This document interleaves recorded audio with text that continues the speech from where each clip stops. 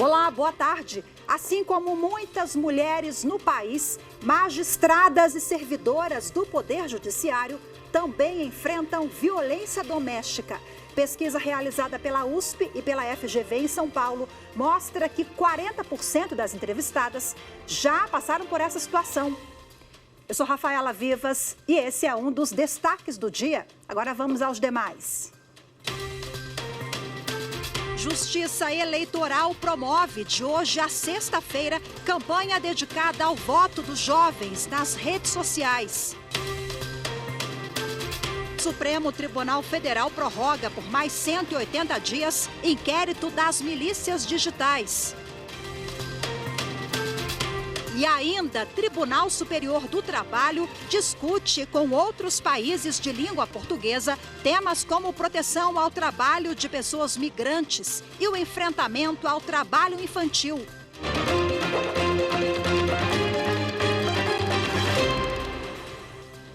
Começa hoje a Semana do Jovem Eleitor, período em que a Justiça Eleitoral estimula a participação no processo eleitoral de quem já tem idade para tirar o título. Vamos agora, ao vivo, à sede do TSE, conversar com o repórter Fábio Ruas, que traz os detalhes para a gente dessa campanha. Olá, Fábio, muito boa tarde para você. Boa tarde, Rafaela.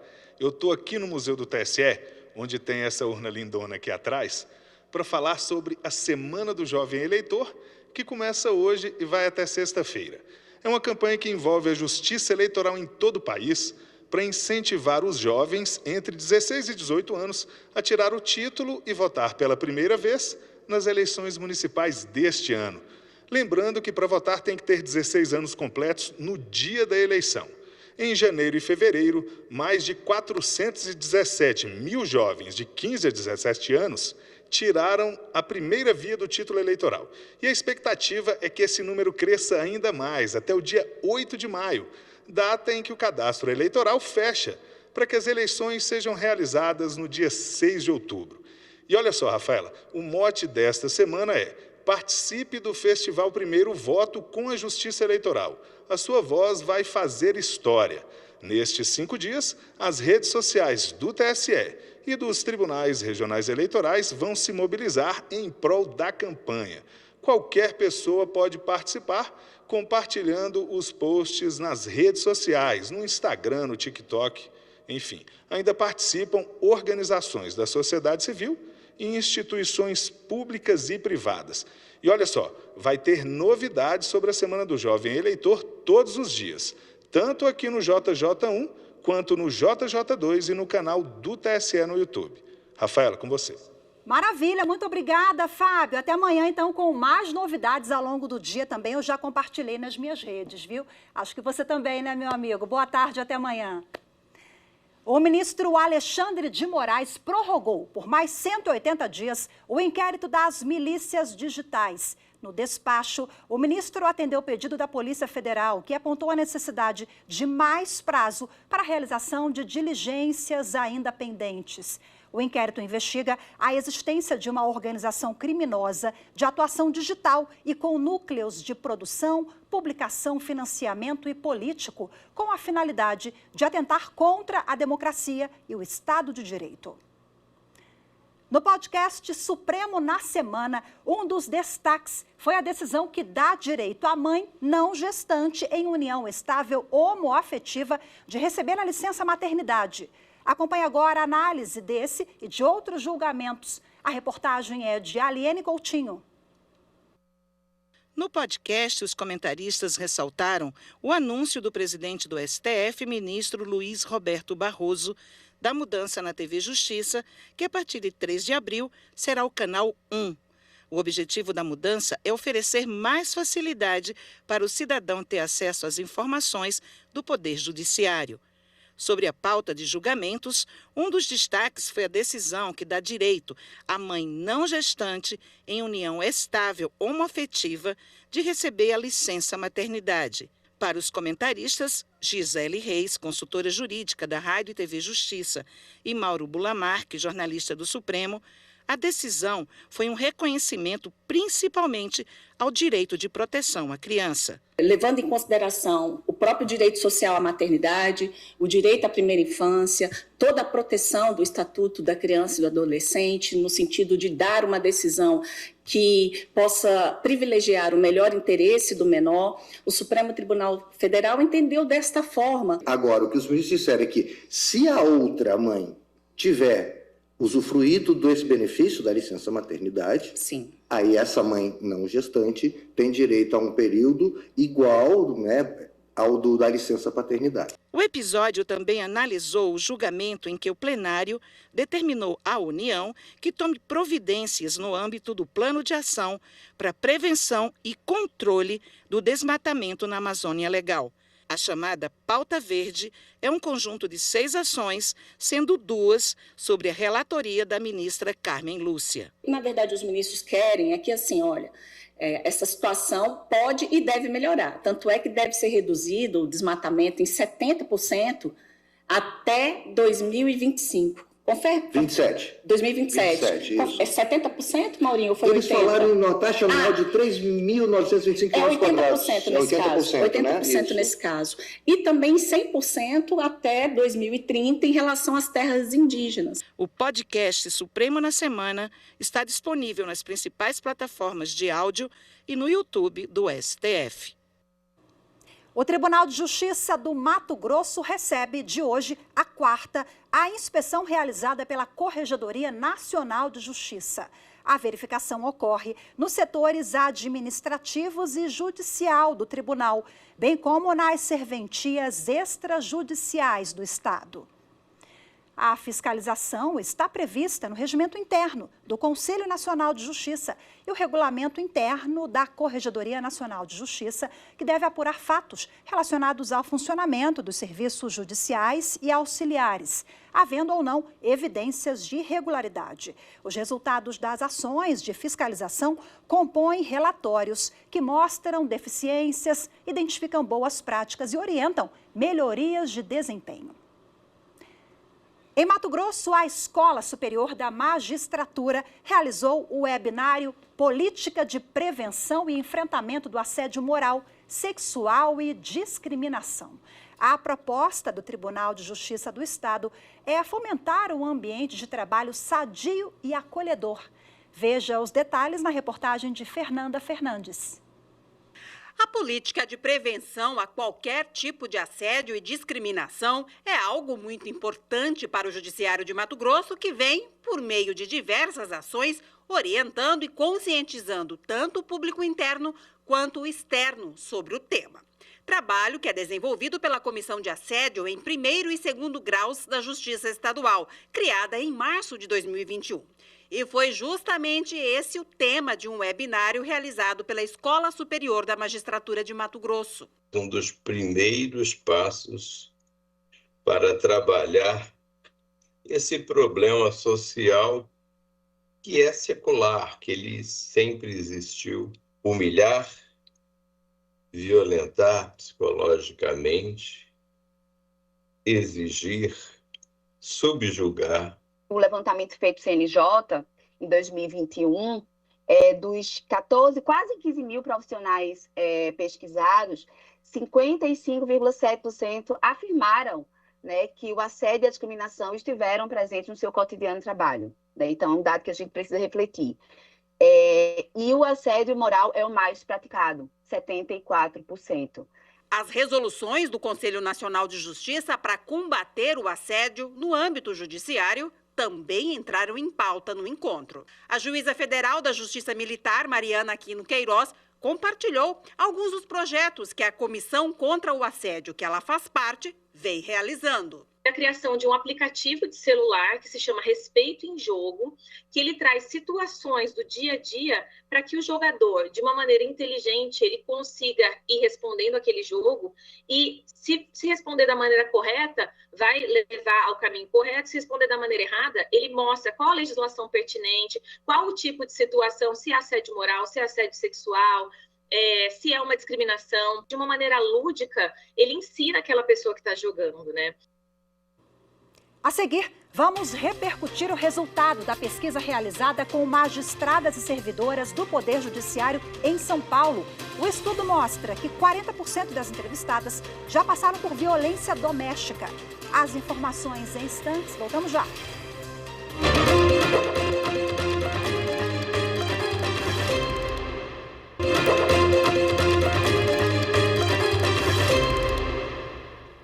Violência doméstica. Magistradas e servidoras do Poder Judiciário não estão livres desse mal.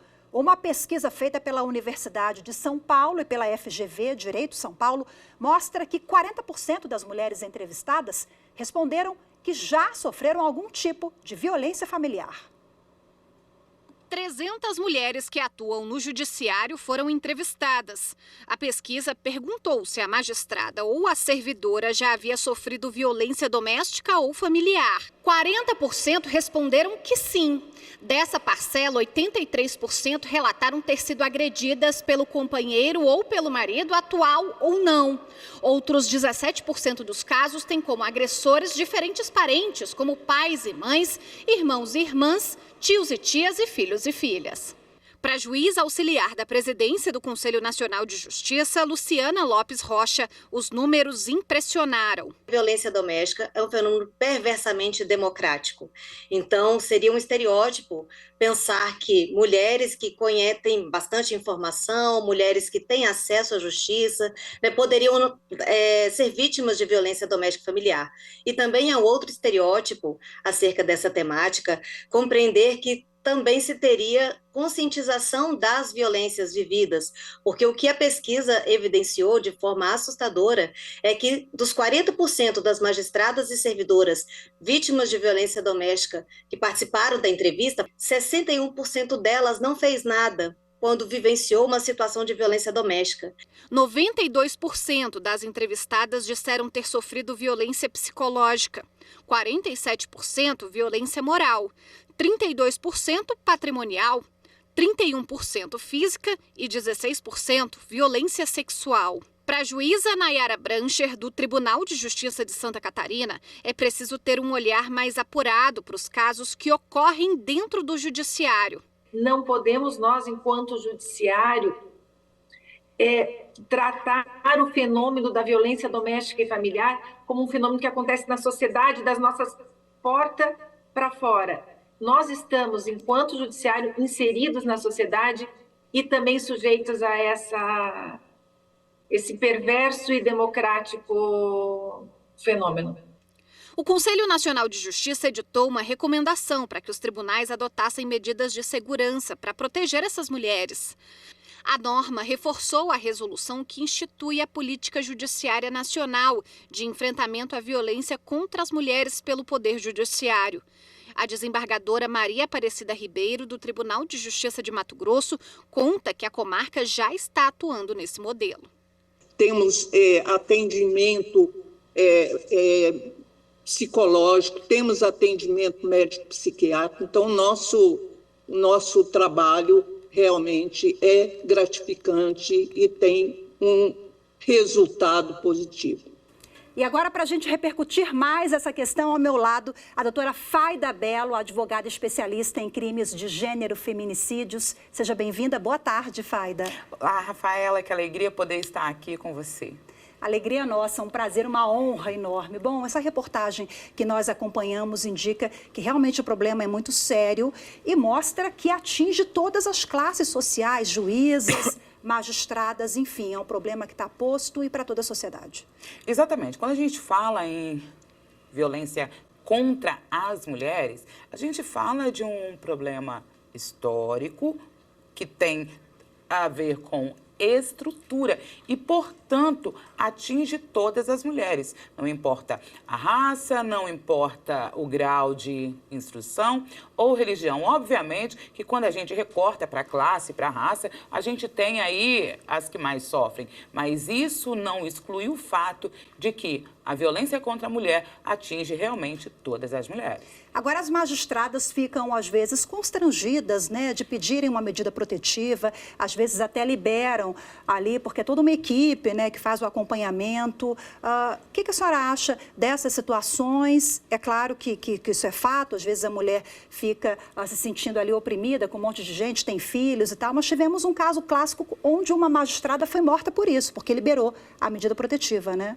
Exatamente, porque olhe bem, a gente precisa compreender que quando eu falo de uma mulher que é uma juíza, uma promotora, uma advogada que é vítima de violência, cria-se um muro que é a vergonha. Por quê? Porque entende-se que a população vai achar como assim alguém que entende a lei, sofre, aguenta essas coisas. Quando, na verdade, quando a gente fala de estrutura, atinge todas as mulheres, inclusive elas. Agora, a gente teve sim, ano retrasado, uma juíza no Natal, quando ela disse, não quero escolta, porque os filhos falaram, ah, não, deixa isso pra lá. E o homem foi lá e a matou. Então, é importante que, ainda que você seja uma juíza, uma deputada, uma ministra, um analista, que você saiba que a violência contra a mulher precisa ser combatida e que a sua vida vale tanto quanto a vida das outras mulheres. Não é vergonha nenhuma usar a lei para que você fique viva. Vergonha é ver um homem agredir uma mulher. Então, a lei está aí para ser usada, seja para uma mulher iletrada, seja para uma ministra. O que a gente quer é que elas fiquem vivas. Doutora Fayda, com base na sua experiência, a senhora acredita que os tribunais de justiça no país, o Poder Judiciário, enfim, eles estão suficientemente engajados em prol dessa pauta?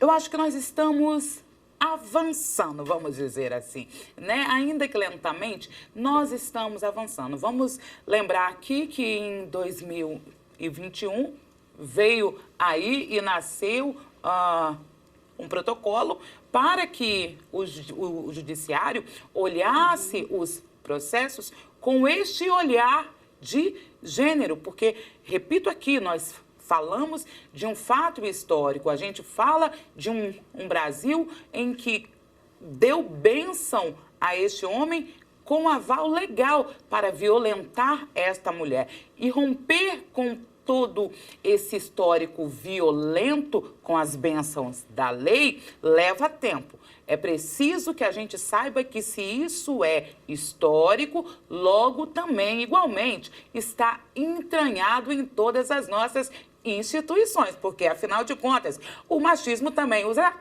terno e toga. É preciso que tanto homens quanto mulheres reflitam o quanto isso é ruim, não apenas para as mulheres, mas para toda a nossa sociedade. Quando a gente unir forças, a gente vai ter um Brasil que respeite, de fato, todas nós. Falando em união de forças, a senhora lançou, no segundo semestre do ano passado, o livro, olha aqui, Justiça para Todas, Fayda Bello, que é uma influenciadora, tem milhões de seguidores nas redes e lançou essa potência aqui, olha só, livro quentinho, acabou de sair do forno, o que o leitor pode esperar, é uma espécie de, é um manual, né, também para que as mulheres se identifiquem como vítimas e ela dá para, a partir dessa leitura aqui, saber o que fazer, quem procurar.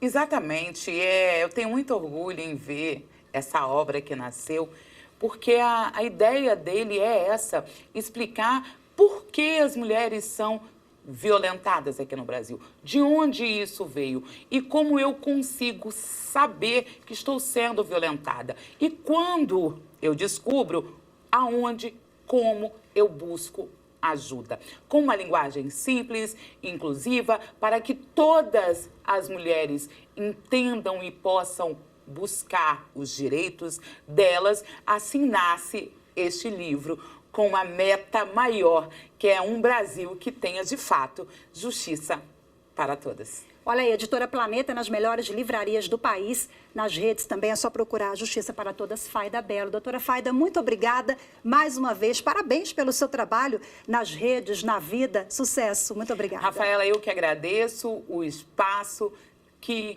sigamos juntas por todas nós, por um Brasil mais justo, mais equânime e que respeite todas as mulheres. Maravilha. Bom, o Jornal da Justiça, primeira edição, faz agora uma breve pausa. Daqui a pouco a gente volta com mais notícias do Poder Judiciário. Fique com a gente. Até mais.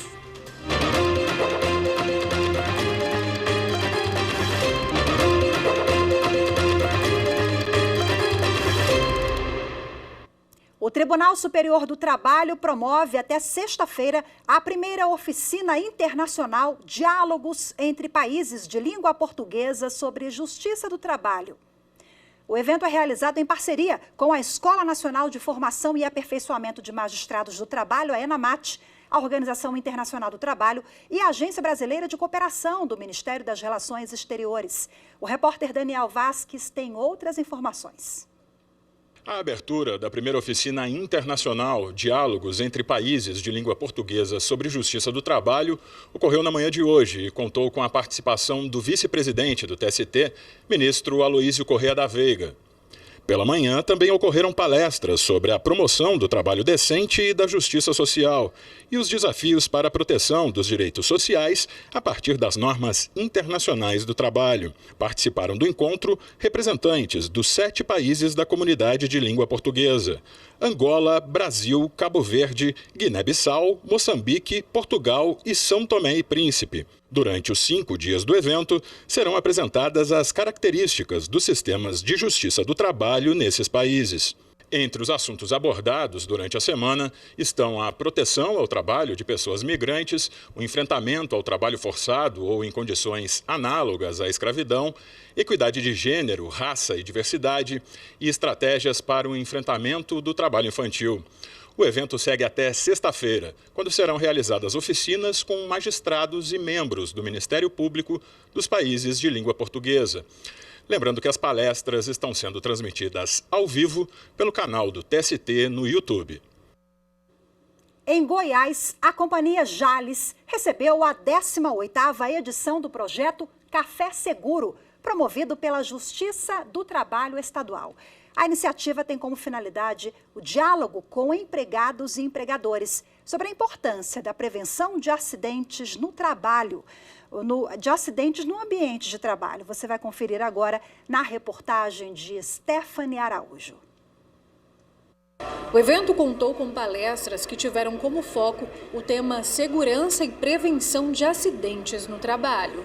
Foram trazidos aqui temas de extrema importância para a vida do trabalhador, que é saúde e segurança do trabalho. Além de ser um direito fundamental, é um direito também internacional. Nós temos a convenção da OIT, a Convenção 155, que trata desse tema. E poder trazer essas informações, essa educação em saúde e segurança do trabalho de forma interinstitucional é de extrema importância para a sociedade. O desembargador Wellington Peixoto, gestor do programa Trabalho Seguro, explica que esta é uma ação que aproxima a justiça das empresas, com o foco de melhorar a conscientização e prevenir riscos. Observatório Nacional do Ministério Público do Trabalho em relação à quantidade ainda que temos muito grande, né, de acidente de trabalho, doenças ocupacionais. Então, esse diálogo, a gente traz um pouquinho de possibilidade de minimizar, mitigar tudo isso. A Jales se consolidou como uma das maiores no ramo de açúcar e álcool no país, empregando cerca de 5.500 colaboradores diretos. O Raniel trabalha como coordenador de moagem. Segundo ele, a segurança do trabalho é extremamente importante. A gente tem uma política que se não for seguro a gente não faz, então a gente sempre trabalha em cima disso. Através da plantação de cana, a Jales produz o açúcar convencional e orgânico, etanol, energia elétrica, além de produtos de higiene, como álcool 70%. Agora, uma visita está sendo realizada aqui no campo e tanto os profissionais quanto os visitantes precisam utilizar todos os equipamentos de segurança. Em seguida, a equipe conheceu as instalações da indústria onde é produzido o etanol e o açúcar. Segundo o diretor-presidente Otávio Lage de Siqueira Filho, a visita à usina é importante para entender todo o processo de produção e, principalmente, para alertar os trabalhadores sobre a segurança no trabalho. Essa união faz com que a gente melhore, que a gente possa ouvir e propor também, né, coisas que levam ao bem-estar de todos, a qualidade do trabalho. Isso é que a gente quer, muito importante, foi muito bom. O projeto Café Seguro iniciou em junho de 2020. A iniciativa integra o portal CNJ de boas práticas do Poder Judiciário. A gente fica por aqui. Muito obrigada pela sua companhia. Uma ótima tarde, excelente semana para todos nós. Até amanhã. Tchau, tchau.